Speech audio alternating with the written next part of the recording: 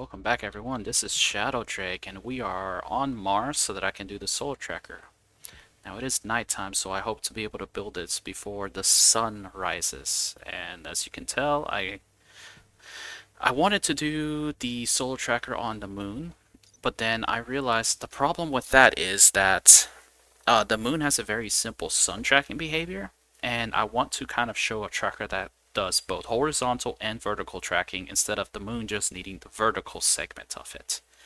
And so that's what we're going to do. We're going to do a dual tracking setup, and to come up with that, it's not going to take too many things to do. Once you have your electronics printer, you can actually build a tracking setup. But again, you need steel before you can actually get the solar panels that can track the sun. So ideally, after you've gotten your first batch of steel, you would either go to the non-renewable coal generator option to get a burst of power, or you're going to go ahead and start setting up your solar panels for renewable power generation throughout basically the time that you're playing. And there's quite a bit of setup to go with this, especially to make it not clash with your base design. I believe for the Sun and Mars rises in 92, sets somewhere around 230, 240. So I probably don't have the best base in mind, but I'm just going to try to make it work just so that you can see the tracking option.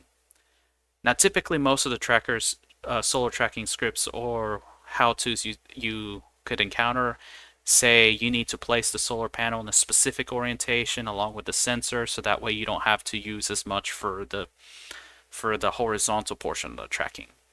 And if you're someone like me who just likes to place stuff and makes it work, having to just tear the whole thing down and reorient everything is really kind of annoying. And most of the times, I'd rather just have a single setup that works, and I can just do minor tweaks and adjustments on the chips itself and get it to work properly. So here's what we're going to need for the solar tracker for a dual axis tracking. The first thing is you're going to need a kit sensor from the electronics printer to make your daylight sensor. That's just 3 iron, 1 gold, 1 copper. So after that, we are going to need to print out some logic I/O, some logic memory, and logic processors. We're going to need 4 logic I/O, and as you can see, they just cost a gold and a copper each. So we're at 4 gold, 4 copper with chips. I believe the sensor was 3. You're going to need 2 logic memories, so that's 2 gold, 2 copper, so we're at 6. And then finally 2 logic processors, that's 2 gold, 2 copper each, so that's 10. So to get the dual tracking setup, you just basically need, what was the sensor?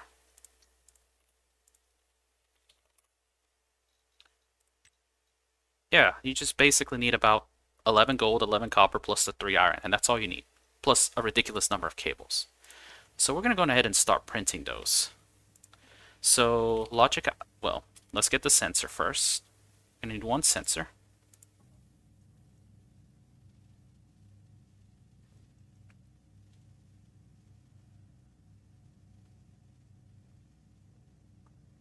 Alright, that's my 1 sensor.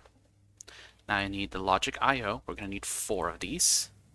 While those are printing, let's kind of come up with a plan.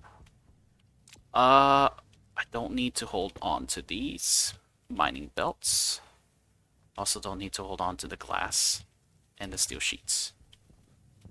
So what I have here is my very rudimentary power system. I got a single wind turbine, my basic solar panel that I started with, and 2 solar panels that I would have to manually rotate to track perfectly.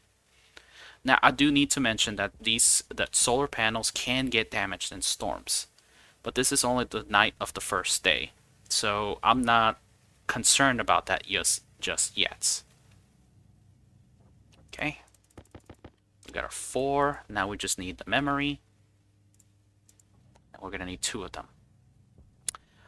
Now, to protect the solar panels from storms, what you could do is encase them in a glass box, and as you build out, you just, extend the box and empty the box, just vacuum it out, and then you'll be able to have them protected. But without the hydraulic pipe bender built, you're not really going to get far with that. But that's a ways off to go. And finally, the processors. But truth be told, that's something that you can work on later.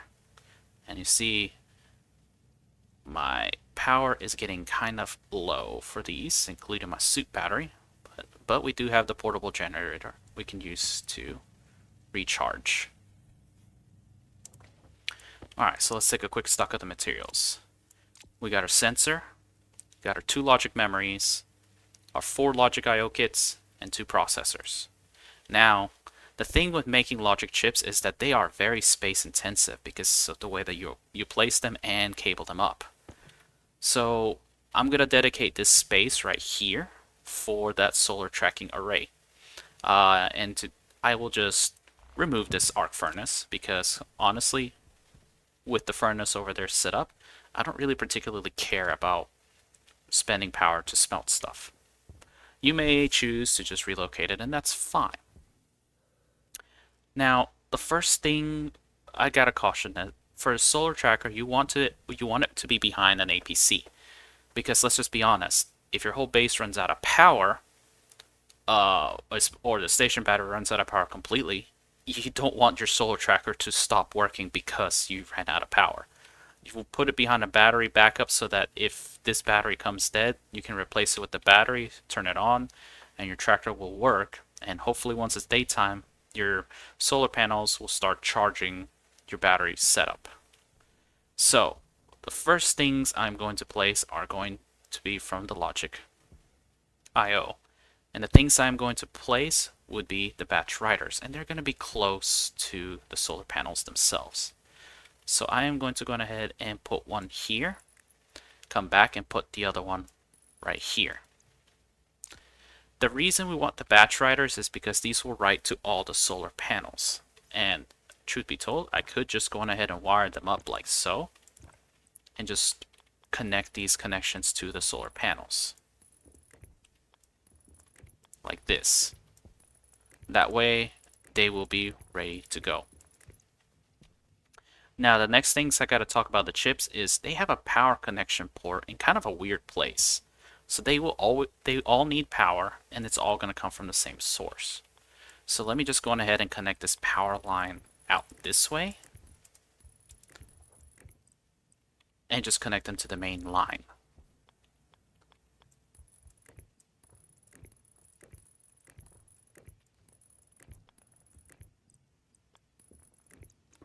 And I'm more than likely going to run out of cables, so I got a little bit more here. Alright, so we got the batch writers, we got the power source capable of doing them. So I kind of like to do this left to right, so what we're going to need is logic readers. And as you can see, the logic chips do have a dedicated in and a dedicated out. And that's kind of what makes setting these up a little quirky, because you're just going to have cables connecting everywhere. So let's put the logic reader here and a logic reader there. The next thing is going to be the logic math. And this is going to be, I may not have given myself enough space. Well,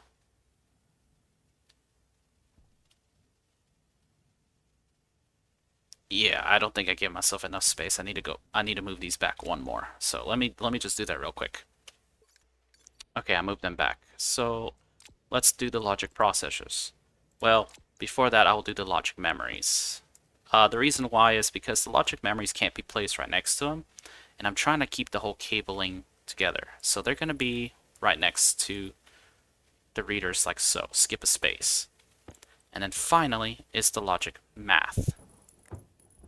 That way you have a very nicely integrated system like so. Now, the thing is, you need the logic math units to have the input to the memory like so. Everything else can be straight up connected together like this.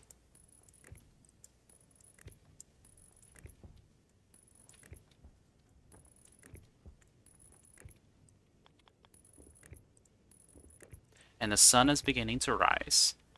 Well, except for that memory chip right there. And the last thing is the daylight sensor, which I'm just going to place it facing 0. So, like so. Now, we are going to need the labeler to help make this easier to see. So this logic reader, we're just going to call it the logic reader vertical. So let's go ahead and do the verticals first. This memory chip needs to be a 90. And this is going to be the logic math vertical. This is going to be the batch writer vertical. And this is going to be the same thing, just horizontal. So horizontal. We won't name this one just yet. Horizontal. Horizontal. So let's set up the vertical first so that we can see what's going on. Now, I accidentally renamed the memory. This did not need to be renamed to memory. What you need to do to set the memory chip is on these plus or minuses. That's where you point your labeler at and write 90. So let's go with the chip setup. So we're going to get the vertical first, and this daylight sensor is going to get us the vertical reading of the sun. This is best done when the sun is here, just so you know. So under the in, cycle until you see daylight sensor. To know for sure that you got it selected on the daylight sensor, one, the types of data you get in the variable screw is going to change. But if you swap to a free hand and hover over the pin, you see it says daylight sensor in red. That's what you want to see. So we need to read the vertical for the daylight sensor. And then you can turn the chip on.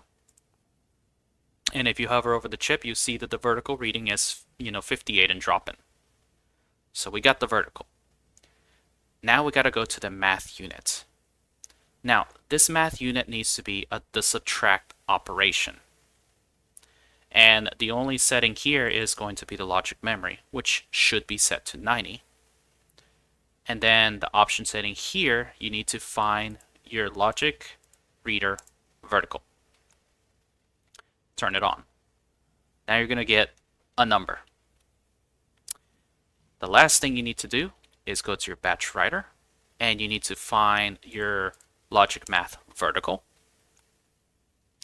For the output type, you want to choose the solar panel dual. And the variable, you want vertical for all. Tell it to write.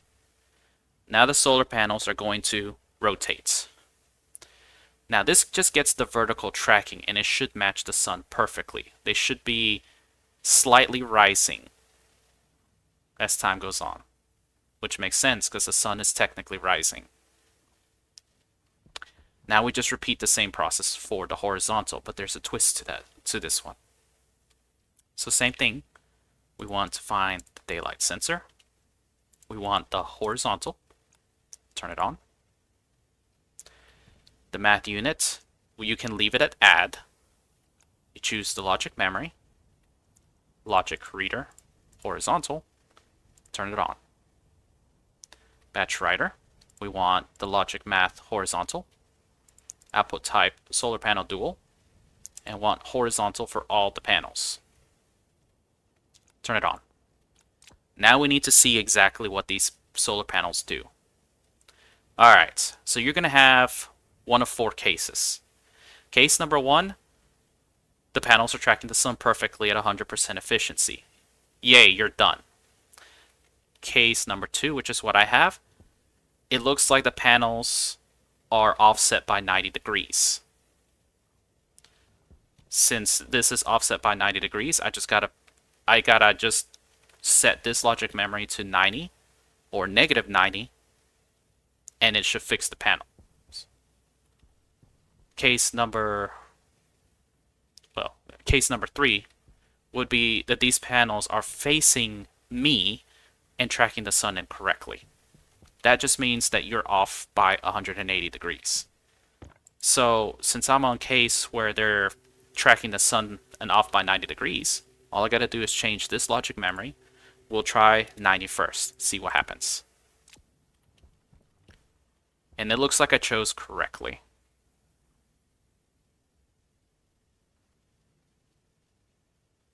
Voila! Perfect solar panel tracking.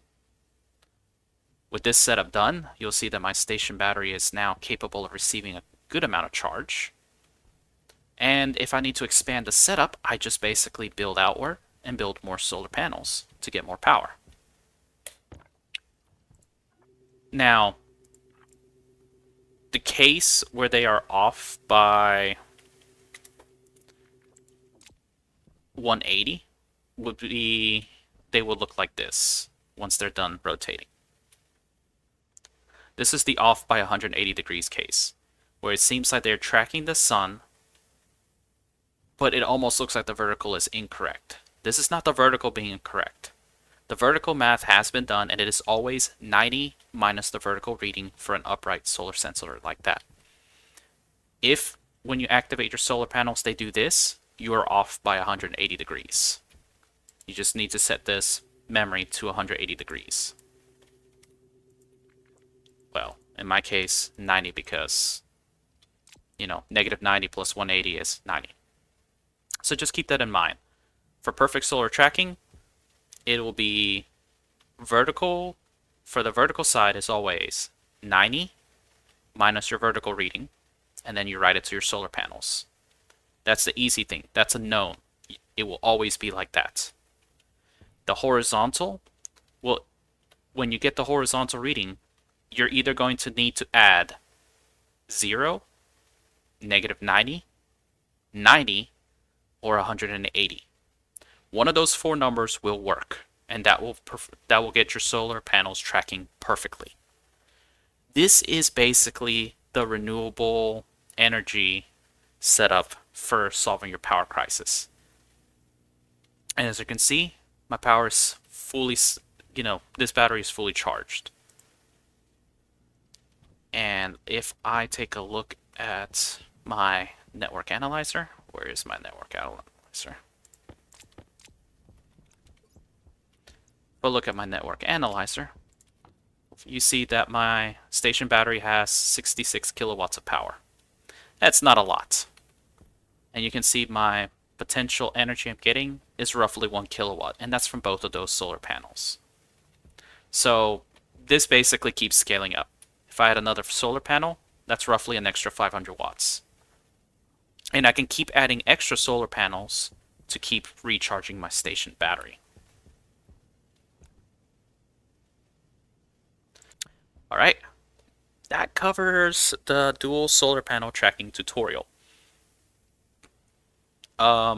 This isn't a very difficult system to make. It doesn't take a lot of stuff, but hopefully this gets you tracking the sun. And again, for the moon, you don't need the horizontal section.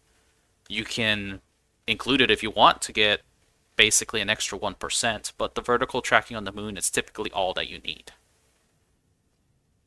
Alrighty guys, now that the sun is setting, let's actually move on to making a shelter, and I am going to undo this and start over with the emergency shelter. Hope to see you then. Bye bye.